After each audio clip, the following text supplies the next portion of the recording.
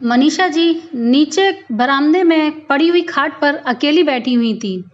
पति की मौत के बाद मनीषा जी बिल्कुल अकेली पड़ गई थीं। कहने को उनके 2 बेटे थे, दोनों शादीशुदा थे और दोनों के बच्चे भी स्कूल जाने लगे थे। घर में सभी लोग अपना ख्याल रख रहे थे। यदि घर में किसी को सहारे की ज़रूरत थी तो वो थी मनीषा जी, जिनकी ढलती उम्र के साथ ही आंखों की रोशनी और हाथ पैरों की ताकत भी कम होती जा रही थी। और फिर यह तो संसार का नियम है, जब कोई नई पीढ़ी की जवानी और शरीर में ताकत समय के साथ बढ़ती है, वहीं उम्रदराज व्यक्ति समय के साथ और कमज़ोर और लाचार होता जाता है। ऐसा ही उनके साथ भी हो रहा था।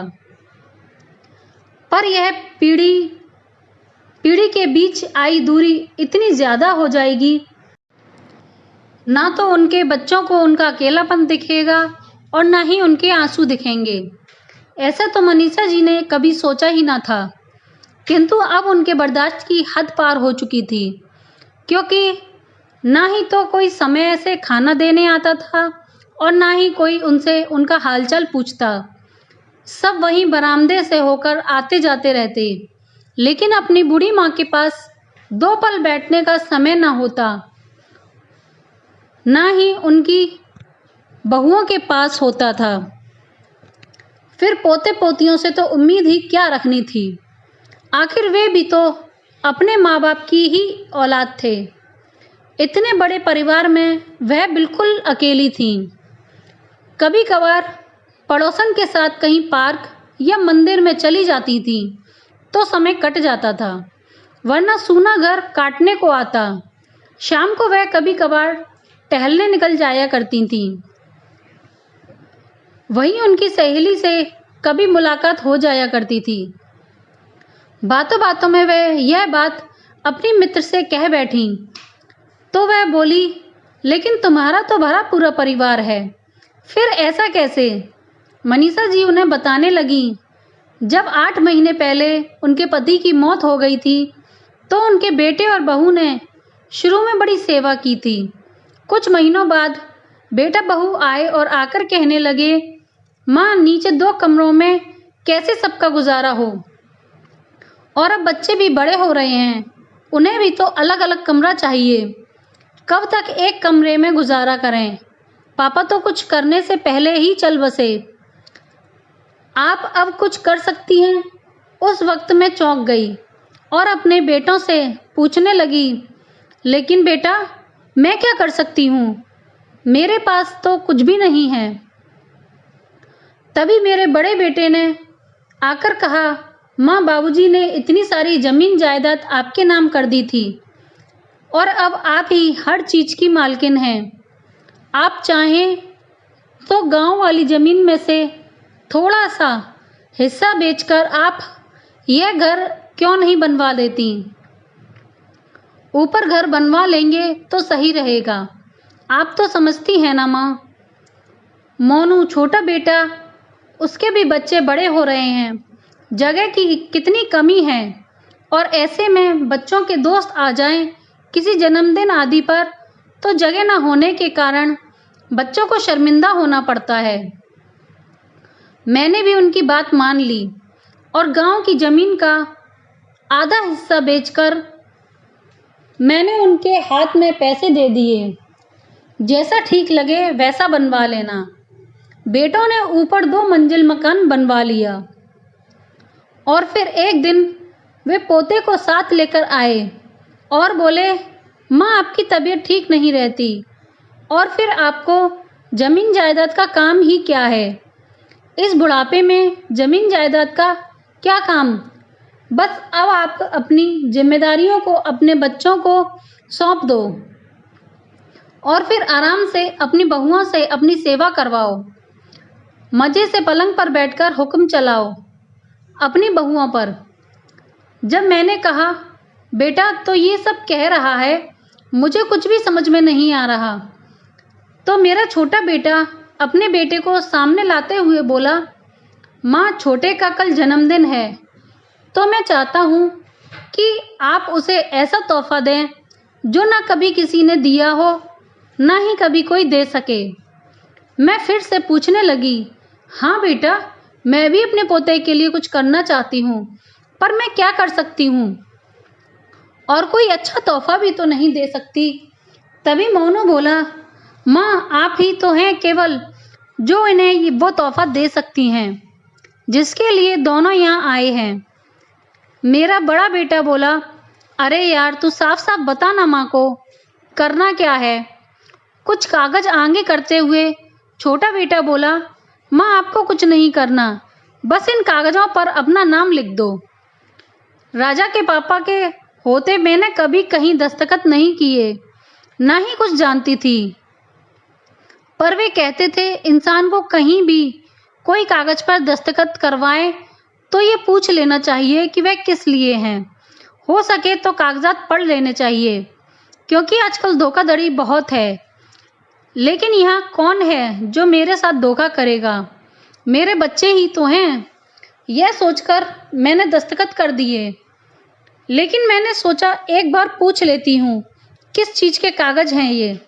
पूछने पर बड़ा बेटा मुस्कुराता हुआ बोला, माँ, इन पर लिखा है कि आप अपने गांव वाली बाकी की जमीन अपने दोनों पोतों के नाम कर रही हो। मुझे सुनकर पहले थोड़ा धक्का लगा कि इन्होंने कितनी चालाकी से कागज पर मेरे दस्तखत ले लिए, लेकिन फिर मैं सोचने लगी कि मेरा बड़ा बेटा सही तो कह रहा था। इस उम्र में मुझे जमीन जायदाद का भला क्या काम? मेरे जाने के बाद वैसे भी सब कुछ बहू और बेटे का है, तो फिर मेरे अपने पोते हैं। मैंने उनके लिए इतना कर भी दिया था, तो क्या हुआ? अब आराम से रहूंगी और दोनों बहू और बेटों से खूब सेवा करवाऊंगी। मैं उस दिन यहाँ तुमसे मिली थी, ये उसी दिन की बात है। जब तक मैं घर पहुंची, बेटे और बहू कोई भी मुझे घर से नहीं दिखा। एक पल को तो मैं घबरा गई और बच्चों को आवाज़ें देने लगी। बहुत देर बाद बड़ी बहू ऊपर से चिल्लाई, क्या हुआ? क्यों इतने जोर से चिल्ला रही हो? हम ऊपर आ चुके हैं सामान लेकर, कुछ काम ही कर रहे हैं, इसीलिए नहीं सुना। मैंने कहा, कोई बात नहीं बहू, काम में व्यस्त है तो मैं ही ऊपर चली जाती हूँ। मैं जैसे ही उनके पास ऊपर पहुंची और सीढ़ियों से बहू के दरवाजे पर पैर रखा, वह जोर से चिल्लाई, आपको दिखाई नहीं देता? सारा घर गंदा कर देती हैं। मैंने अभी भी पूरा घर साफ किया है, पहले सूख जाने दो फिर अंदर आना। मैंने कहा, बहू, बहुत तेज भूख लगी है, जल्दी से कुछ खाने को दे दो। कोई बात नहीं, सफाई की है तो मैं यहीं सीढ़ियों पर बैठकर खा लूँगी। बहू बोली, अभी मैंने कुछ नहीं बनाया खाने को, जाकर ऊपर देख लो, अगर आपकी छोटी बहू ने कुछ बनाया हो तो। मैंने कहा, बेटा, मैं इतनी सीढ़ियाँ कैसे चढ़ूँगी? अभी तो चलकर आई हूँ, पहले ही मेरी सांस फूल रही है, तुम ही कुछ बना दो। वो बोली, अभी मुझे बहुत काम है, बस एक रोटी बनाने का ही काम नहीं है मेरे पास, मुझे बहुत काम है, ऊपर जाकर देख लो। इतना कहकर वह अंदर चली गई। मैं जैसे तैसे हिम्मत जुटाकर ऊपर पहुंच गई। वह भी घर के काम में लगी हुई थी। मैंने उसे आवाज़ देकर खाना मांगा। उसने मना तो नहीं किया, पर बोली, माँ जी, अभी तो मैंने कुछ भी नहीं बनाया, यह रात की रोटियां रखी हैं, इन्हें खा लीजिए। दोपहर में कुछ बनाऊंगी तो आवाज़ लगा दूंगी। वह रोटी लेकर नीचे आ गई, लेकिन मुझे समझ में नहीं आ रहा था कि मेरे आगे पीछे नाचने वाली मेरी बहू आज इतना अजीब बर्ताव क्यों कर रही हैं। मैं नीचे आकर वह रोटी खाने लगी। मैंने सोच लिया था कि आज शाम को राजा और मोनू के आते ही उन दोनों से बात करूंगी। दिन में खाने के लिए कितनी आवाज़ें लगाईं, लेकिन दोनों बहुओं में से किसी ने भी नहीं सुना। हिम्मत जुटाकर ऊपर पहुंची तो बड़ी बहू ने मुंह सिकोड़कर 2 रोटी और थोड़ी सी सब्जी एक प्लेट में रखकर पकड़ा दी। मैंने नीचे आकर रोटियां खा तो ली, पर मुझे बहुत अजीब लग रहा था, क्योंकि कल तक मेरी वही बहुएं मेरे आगे पीछे घूमा करती थीं, हर वक्त मेरी सेवा करती थीं। आज उन्हें मुझे खाना देना भी भारी लग रहा था। आखिर एक ही दिन में ऐसा क्या हो गया? मैं बस इसी सोच विचार में डूबी हुई थी कि तभी मेरी नज़र बाहर से आते हुए अपने बड़े बेटे पर पड़ी, जिसके पीछे पीछे ही मेरा छोटा बेटा भी आ रहा था।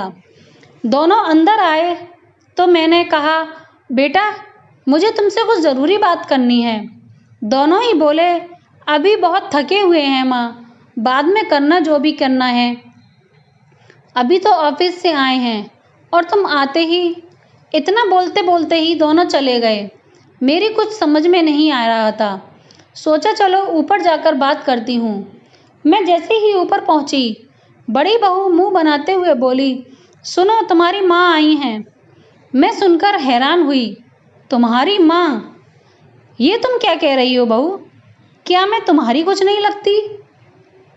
इतने में राजा बाहर आता हुआ बोला, अरे हाँ माँ, अंदर आ जाओ। बिना बात ही जरा सी बात का बतंगड़ बना रही हो। अब आ ही गई हो तो आ जाओ अंदर, खाना खा लो। मैंने उससे कहा, बेटा क्या हुआ है? सुबह से तुम बहू का व्यवहार इतना अजीब था और अब तू भी। तो वह बोला, क्या माँ, खाना खाने का तो कहा है, अगर नहीं खाना है तो मत खाओ, मुझे खाने दो। आने की देर नहीं हुई कि फालतू के ड्रामे करने लगी। तुम जाओ यहाँ से, मुझे शांति से खाना खाने दो। मैं तो जैसी बैठी थी वैसी बैठी रह गई। उसकी बात सुनकर तो मेरे हाथ पैर ही सुन्न पड़ गए। बहू की तेज आवाज़ से मैं जैसे बुरे सपने से जाग गई। पर काश वह सपना होता। वह तो एक डरावना सच था। इतना बोलते बोलते मनीषा जी सुबक सुबक कर रोने लगीं। उनकी सहेली ने उन्हें शांत करवाया, पानी पिलाया और कहा, मनीषा मुझे पूरी बात बताओ, तभी शायद मैं तुम्हारी मदद कर पाऊँ। मनीषा जी थोड़ा शांत हुई और बोली, बड़ी बहू के यहाँ से उठकर मैं ऊपर छोटे बेटे के पास गई। मुझे पहले ही डर लग रहा था, फिर भी मैं हिम्मत करके उसके पास गई। दरवाज़ा खुला हुआ था तो मैं आवाज़ देकर अंदर चली गई। छोटी बहू ने लाकर रोटियां दे दी। मैंने पहला टुकड़ा मुंह में डाला ही था और मोनू भी कमरे से बाहर आया और बोला, माँ आप यहाँ कैसे? अपने बेटे के इस सवाल को सुनकर मेरी आंखों में आंसू आ गए। आंखों में आंसू लिए मैं बोली, बेटा तुम पूछ रहे हो यहाँ कैसे? तुम्हारे भाई ने कह दिया यहाँ मत आओ, तो मैं कहाँ जाऊँ? तो छोटी बहू ने थोड़ी नरमी दिखाते हुए कहा, माँ जी आप खाना खा लो, फिर बात करना। छोटी बहू फिर भी ठीक थी, लेकिन मोनू के आगे वह ज़्यादा कुछ नहीं कह पाती थी। अब बड़ी बहू ने तो बिल्कुल हाथ झाड़ लिया। दोनों वक्त का खाना छोटी बहू के पास ही खा लिया करती थी। ज़्यादा अच्छा तो नहीं, पर जैसा भी करती वही थोड़ा बहुत बनाकर दे देती थी। फिर आज सुबह जब सीढ़ियों से मैं ऊपर जा रही थी, तब मोनू की आवाज़ आई। वह अपनी पत्नी से लड़ रहा था। तुम ही ज़्यादा रईस हो, अपनी बड़ी भाभी को देखो, कुछ सीखो। उन्होंने तो अपना पल्ला झाड़ लिया और माँ को हमारे मत्थे मढ़ दिया। अरे हमारे पहले से ही बहुत खर्चे हैं। छोटी बहू ने कहा, तो फिर इसमें माँ जी की क्या गलती है? वो कभी हमारे तो कभी तुम्हारे बड़े भाई के दरवाजे जाकर खड़ी रहें। बस जाने कैसा बेटा है, पैसे का भूखा। इतना सुनते ही मोनू ने छोटी बहू पर हाथ उठा दिया। मार के डर से बेचारी चुप हो गई और मैं वहीं से वापस आ गई। दोबारा जाने की हिम्मत नहीं हुई, मेरे कारण इस बेचारी को और मारना पड़ जाए। और बड़ी बहू ने तो दरवाजे से ही ये कहकर भगा दिया, हमसे अपने खर्चे तो पूरे होते नहीं हैं, तुम्हारे खर्चे कौन उठाएगा? बात दो रोटी की हो तो देखा भी जाए, तुम्हारे तो खर्चे भी कम नहीं हैं। सड़क पर किसी को 2 रोटी देनी हो तो देकर घर आ जाओ। और जो कोई खर्चा नहीं है, लेकिन आपके कपड़ों का खर्चा, दवाई का खर्चा, खाने पीने का खर्चा हमसे नहीं हो पाएगा। जैसे भी हो आप नीचे ही रहा करो। यहाँ मत आया करो, आ जाती हैं तो खाना देना ही पड़ता है। लंबी सांस लेते हुए बोली, पता नहीं बहन, जीवन में और क्या क्या दुख देखने बाकी रह गए हैं, जो अब भी भूख से तड़पने के बाद भी प्राण नहीं निकलते। अब बर्दाश्त की सीमा पार हो चुकी है। वह फूट फूट कर रोने लगी और रोते रोते वहीं बैठ गई। तभी उनकी मित्र ने उन्हें उठाया और उन्हें पहले सांत्वना दी। वह उन्हें ढांढस बनाते हुए बोली, देखो मनीषा, यदि ऐसे हार मान जाओगी तो बैठी रहोगी। सच में अभी न जाने तुम्हारे साथ और क्या क्या होना है, लेकिन यदि तुम गलत के खिलाफ आवाज़ उठाती हो तो तुम अपने आप को बचा सकती हो और अपना बचा कुचा जीवन बहुत अच्छी तरह से बिताओगी।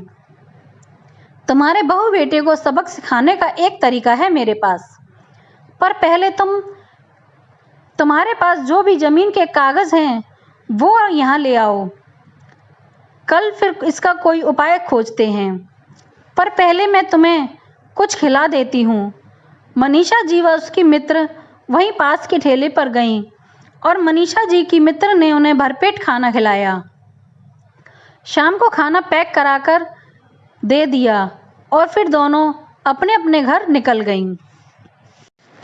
अगले दिन मनीषा जी सभी कागजात लेकर पार्क में पहुंची और देखा उनकी मित्र पहले से ही वहीं थी और एक वकील के साथ खड़ी हुई थी। वह पहले ही वकील को सभी हालातों के बारे में बता चुकी थी। वकील साहब ने वहीं बैठकर कागज़ देखे और कहा, अरे वाह, ये हुई ना बात। अब ये बताइए, ये कागज़ किस प्रॉपर्टी के हैं? वह बोली, हमारे मकान के कागज़ हैं। वकील ने कहा, फिर तो आपके बहू और बेटे को आप अपने इशारों पर नचा सकती हो। वकील के साथ मिलकर अपनी मित्र की सहायता से मनीषा ने कागजी कार्रवाई शुरू कर दी और वकील मनीषा जी को लेकर उनके घर पहुंचा। साथ में उनकी महिला मित्र भी थीं। वकील के आने से सभी लोग थोड़ा चौंक गए कि तभी वकील के पीछे पीछे मनीषा जी अंदर आईं। उन्हें वकील के साथ देखकर सभी बेटे चौंक गए। वे बोले, माँ ये क्या है, आप वकील के साथ? मनीषा जी बोली, हाँ बेटा, वकील के साथ, क्योंकि तुम लोगों ने मेरे पास और कोई चारा नहीं छोड़ा। जब जायदाद की बारी आई तो दौड़कर हम दोनों मेरे पास अपना हक मांगने के लिए आ गए और जब अपना फ़र्ज़ निभाने की बात आई तो दोनों ने अपने हाथ पीछे खींच लिए। इस बंटवारे में पैसा, घर और ज़मीन तो दोनों को चाहिए थी, पर माँ वह किसी को नहीं चाहिए, है ना? ये मत भूलो कि ये ज़मीन जिस पर ये घर है आज भी मेरे पति की है, जिस पर सबसे पहला अधिकार मेरा है। तभी बड़े बेटे राजा ने कहा, नहीं माँ, इस घर पर आपका कोई अधिकार नहीं है। जब बाबूजी जिंदा थे तो उन्होंने ये घर मेरे नाम किया था। तो चौंकते हुए मोनू उसे देखने लगा। राजा ने उसे कहा था कि माँ के बाद दोनों भाई प्रॉपर्टी आधी आधी बांट लेंगे, और जबकि यह घर वह पहले ही हत्या चुका था। मनीषा जी को फिर से एक बड़ा झटका लगा कि तभी वकील आगे आते हुए बोला, मिस्टर राजा, ये घर पहले कभी आपके नाम किया गया होगा, लेकिन आपके बाबूजी के मरने से पहले ये घर भी अपनी पत्नी मनीषा जी के नाम पर कर दिया था। साथ ही यह भी लिखा था कि यदि मनीषा जी की मृत्यु अचानक किसी दुर्घटना या अन्य किसी व्यक्ति के द्वारा उनकी हत्या की जाती है तो मेरी प्रॉपर्टी अनाथ आश्रम में दान कर दी जाए। यह सुनते ही राजा हक्का बक्का रह गया।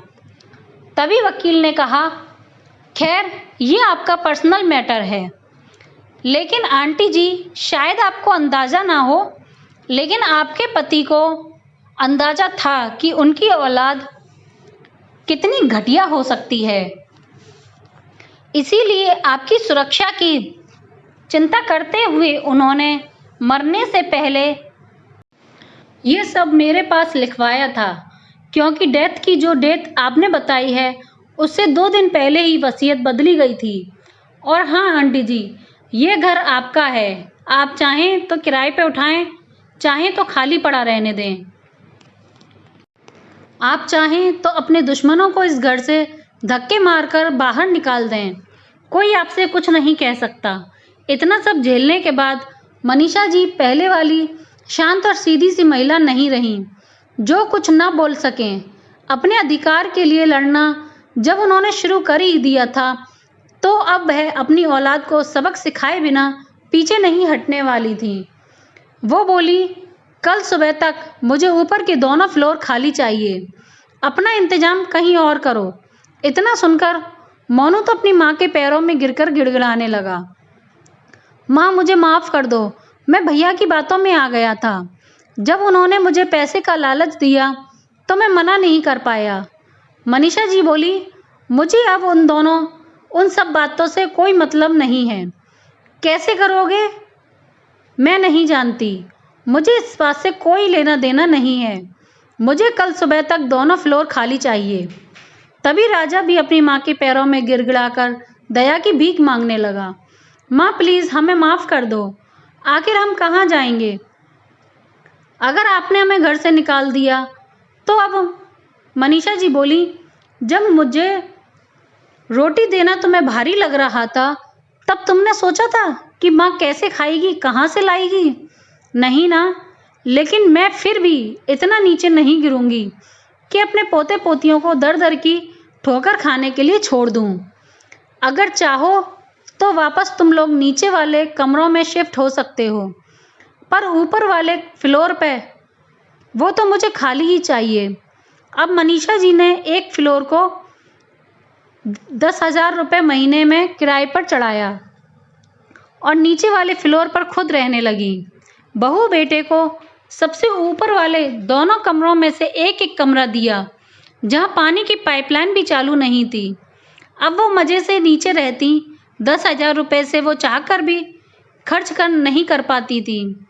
खाना बनाने वाली रखी, जिसे 1,000 रुपये बढ़ाकर देती थी, तो वहीं झाड़ू पोंछा और बर्तन भी कर जाती।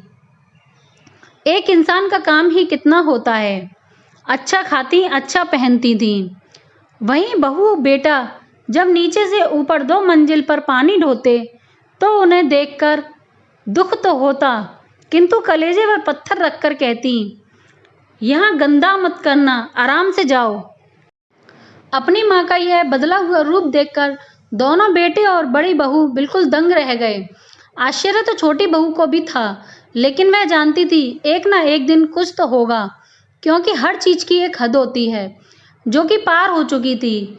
महीनों तक ऊपर पानी ढोते ढोते सबकी अकल ठिकाने आ गई। बड़ी बहू भी अब तो आकर हलचल पूछने लगती, कभी कभी आकर पैर दबाने लगती। धीरे धीरे सब लाइन पर आ रहे थे। मनीषा जी ने थोड़ी रियायत बरती, उन्हें नीचे रहने की परमिशन दे दी। अब तो उनके बच्चे उनके आगे पीछे नाचते रहते, खूब सेवा करते। इससे मनीषा जी खुश थी।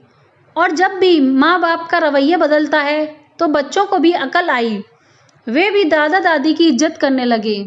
बस इतना ही मनीषा जी के लिए काफ़ी था। दोस्तों, बूढ़े माता पिता को क्या चाहिए? 2 वक्त की रोटी और अच्छी से मिले, चाहे वह चटनी से ही क्यों ना हो। यदि बच्चों का प्यार मिले तो वह सब खुशी खुशी खा लेती हैं। उन्हें किसी और चीज़ का लालच नहीं होता, सिवाय आपके प्यार और इज्जत के। ये ना भूलें कि एक दिन आप भी बुजुर्ग होंगे। अपने माता पिता के साथ वही बर्ताव करें जो आप अपने बुढ़ापे में अपने साथ चाहते हों।